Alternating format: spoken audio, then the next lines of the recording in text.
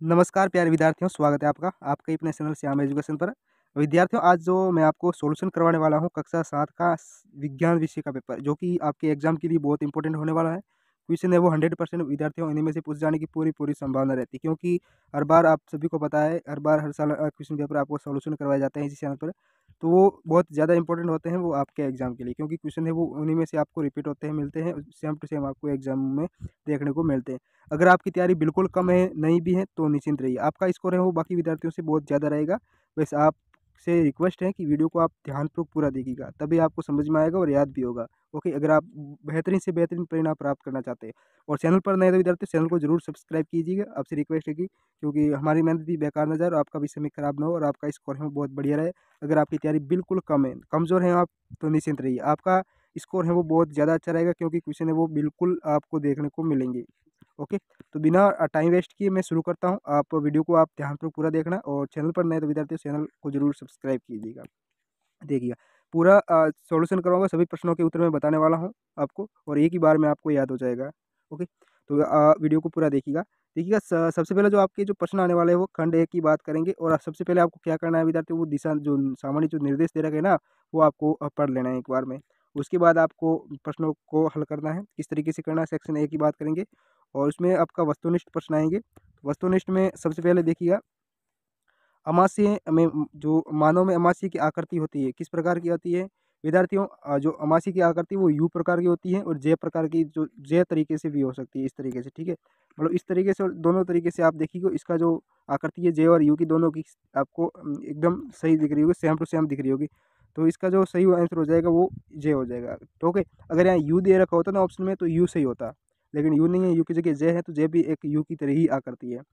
उसके बाद है, मानव शरीर में सामान्य ताप कितना होता है, तो सामान्य ताप होता है वो 37 डिग्री होता है। ऑप्शन 20 का सही होगा। इसमें हिंदी और अंग्रेजी मीडियम दोनों के लिए है, आप देख सकते हो, एक इसमें बाईलैंग्वेज दे रखा है ये पेपर।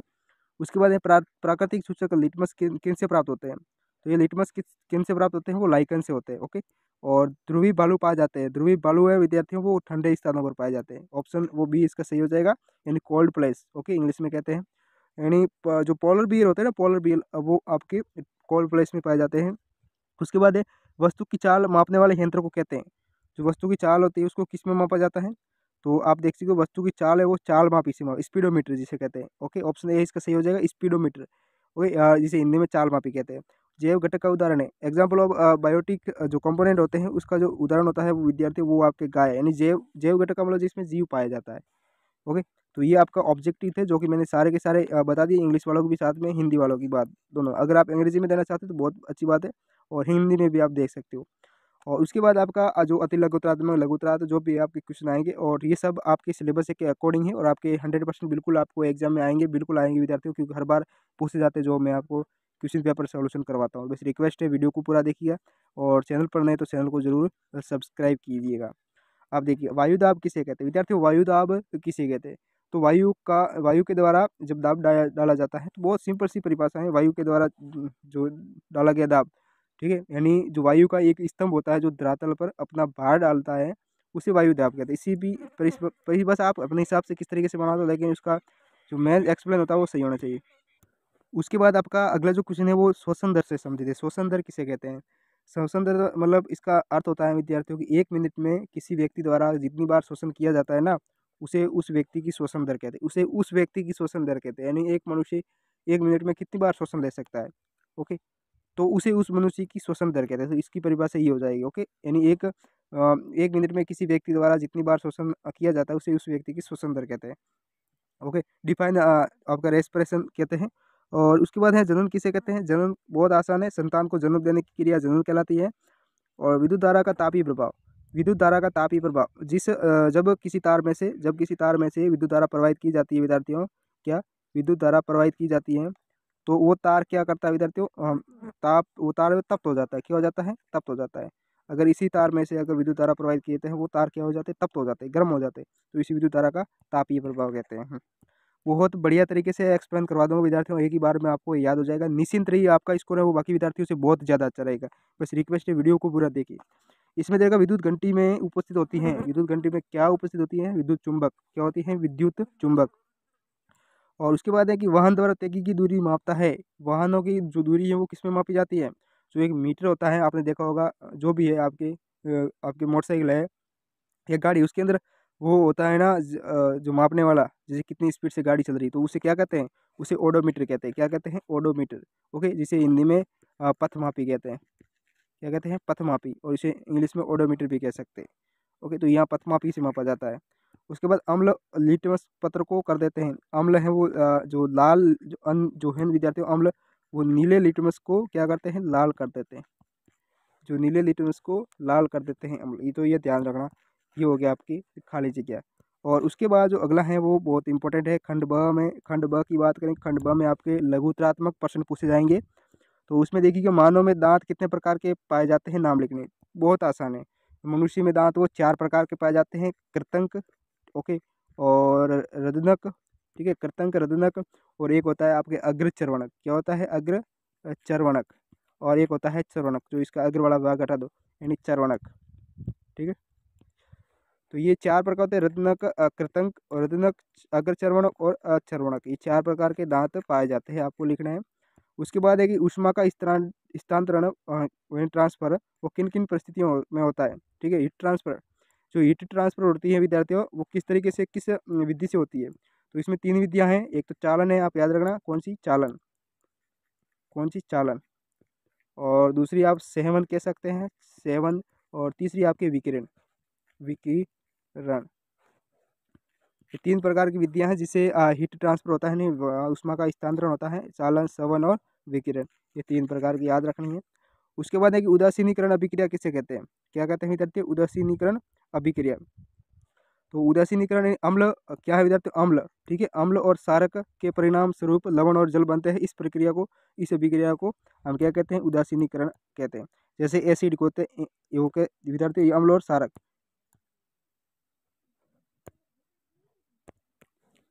अम्ल और जो क्षारक के परिणाम स्वरूप लवण और जल बनते हैं, इसे ही उदासीनीकरण अभिक्रिया कहते हैं। तो याद रखना, अम्ल और क्षारक की अभिक्रिया होने के बाद क्या बनते हैं? लवण और जल बनते हैं।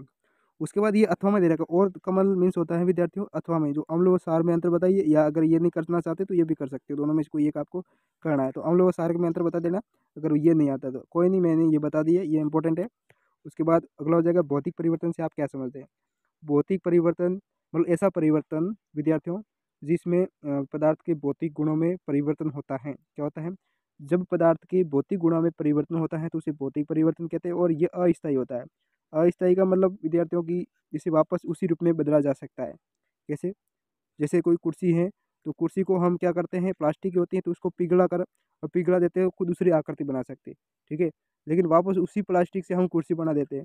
तो ये आपका अस्थायी परिवर्तन हुआ, यानी भौतिक क्या है पद, जो भौतिक गुण होते हैं उसमें परिवर्तन होता है। अथवा में दे रखा है रासायनिक, ये भी कर सकते हो, ये भी कर सकते हो, दोनों में से कोई एक। यानी रासायनिक, यानी किसी पदार्थ के रासायनिक गुणों में परिवर्तन होता है, और ये स्थायी होता है। क्या होता है? स्थायी।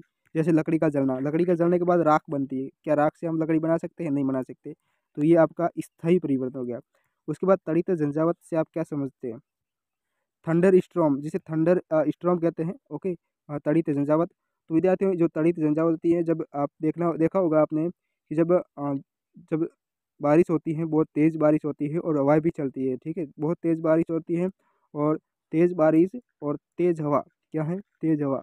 और तेज़ हवा जब ऊपर उड़ती है, तब क्या होगी कि जल की जो बूंदे और वायु में टकराव होगा, जिसके कारण क्या होगा? बिजली उत्पन्न होती है।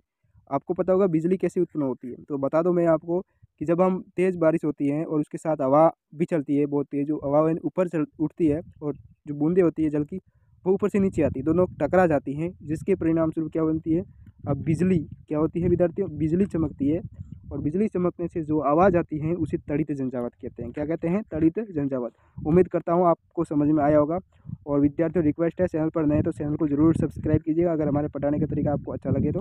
ओके, ये इंपॉर्टेंट है, एग्जाम में बिल्कुल आपको देखने को मिलेंगे। सारे क्वेश्चन 100% विद्यार्थियों हर बार पूछे जाते हैं। तो ओके, अगर आप इसकी पीडीएफ प्राप्त करना चाहते हैं तो हमारे टेलीग्राम चैनल को जरूर ज्वाइन कीजिएगा, जिसका लिंक है इस वीडियो के डिस्क्रिप्शन में दे रखा है, जहाँ से आप पीडीएफ वगैरह प्राप्त कर सकते हो, अपने फ़ोन में डाउनलोड कर सकते हो। टेलीग्राम चैनल को जरूर ज्वाइन करना है। उसके बाद सेक्शन सी में आपका निबंधात्मक प्रश्न पूछे जाएंगे। वायु दाब डालती है, इस कथन को उदाहरण सहित समझाना है।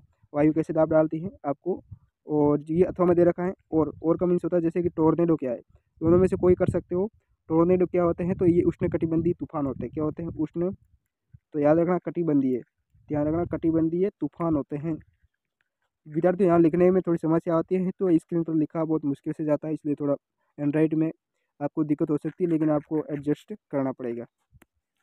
उसके बाद अगला है चाल से क्या समझते हैं और इसका सूत्र लिखना है। बहुत आसान है। चाल किसे कहते हैं? एकांक समय में तय की दूरी को क्या कहते हैं? चाल कहते हैं। ध्यान रखना, एकांक समय, समय का मीन्स होता है टी। ओके, तो ये हमें टी लिख दिया। एकांक समय में तय की दूरी, दूरी मीन्स डी, तो हम क्या कहते हैं?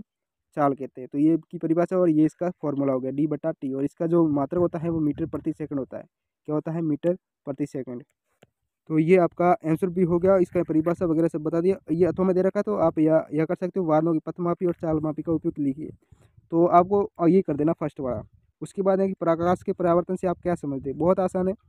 जब कोई प्रकाश ये ठोस वस्तु से टकराकर, क्या है विद्यार्थियों? ठोस वस्तु से टकराकर वापस उसी दिशा में चला जाता है, तो उसी प्रकाश का परावर्तन कहते हैं। ठीक है, ठोस चिकनी पृष्ठ से टकराकर वापस उसी दिशा में चला जाता है, तो उसी प्रकाश का परावर्तन कहते हैं। अब सेक्शन डी मोस्ट इंपॉर्टेंट है विद्यार्थियों, बार बार कह रहा हूँ, आप लगातार जुड़े रहिए हमारे चैनल से। और बाकी सारे सब्जेक्ट का पेपर मैंने सॉल्यूशन कर दिया, वो भी देख सकते हो, इसी चैनल पर पढ़ें। तो सारे सब्जेक्ट के पेपर देखिएगा, बहुत इंपॉर्टेंट है। उसके बाद ध्रुवीय बालू में पाए जाने वाले प्रमुख पर्यावरणीय अनुकूल बताइए। और मौसम, ये विद्यार्थियों आपको नहीं करना, ये गलती से इसके साथ ऐड हो गया विद्यार्थियों।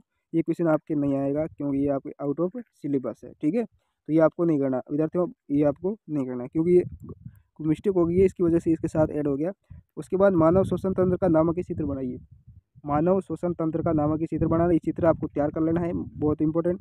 यह अथवा में दे रखा है कि मानव श्वसन तंत्र की क्रियाविधि को दर्शाता नामक चित्र बनाइए। बात एक ही है, आपको ये फर्स्ट वाला आपको तैयार कर लेना है, मानव जो आपका तंत्र होता है।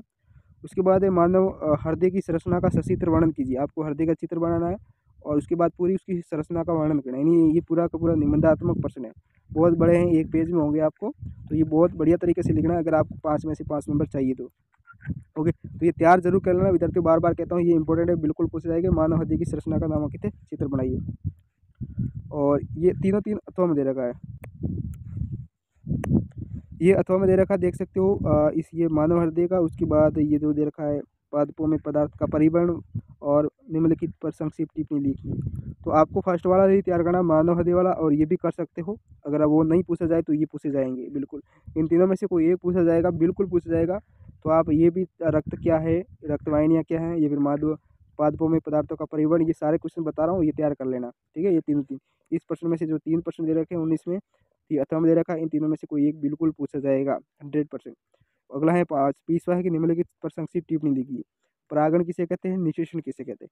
परागण यानी किसी पुष्प के वर्तिकाग्र से पराग कोश से पराग कणों का दूसरे पुष्प के किसी वर्तिकाग्र पर पराग कणों का स्थानांतरण परागण कहलाता है, परागकण कहलाता है। और उसके बाद है क्या विद्यार्थियों?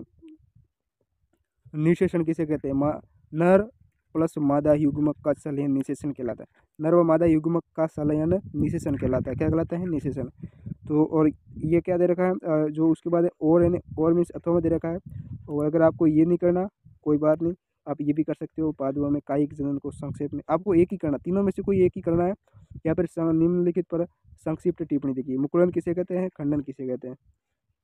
तो इनमें से किसी एक पर आपको टिप्पणी लिखनी। तो मेरा ये मानना होगा, आप तीनों ही तैयार कीजिए, तीनों में से कोई एक पूछा जाएगा, 100% विद्यार्थी पूछा जाएगा। ओके, जो बता रहा हूँ वो क्वेश्चन आएंगे। तो विद्यार्थी रिक्वेस्ट है कि आप वीडियो, उम्मीद करता हूँ कि आपने वीडियो को पूरा देखा होगा। ओके, और चैनल पर नहीं थे विद्यार्थियों, एक बार और कहना चाहता हूँ, चैनल को जरूर सब्सक्राइब कीजिए, बाकी सारे सब्जेक्ट के पेपर देख लीजिए इसी चैनल पर, ऑलरेडी मैंने सॉल्यूशन कर दिया। ओके, तो ये आपका विज्ञान विषय का पेपर था, और उम्मीद करूँगा कि आप लगातार वीडियो देखिएगा, और चैनल पर नए तो विद्यार्थी चैनल को जरूर आप सब्सक्राइब कीजिएगा। मिलते हैं अगले वीडियो में, तब तक बने रहिए हमारे चैनल पर। जय हिंद, धन्यवाद।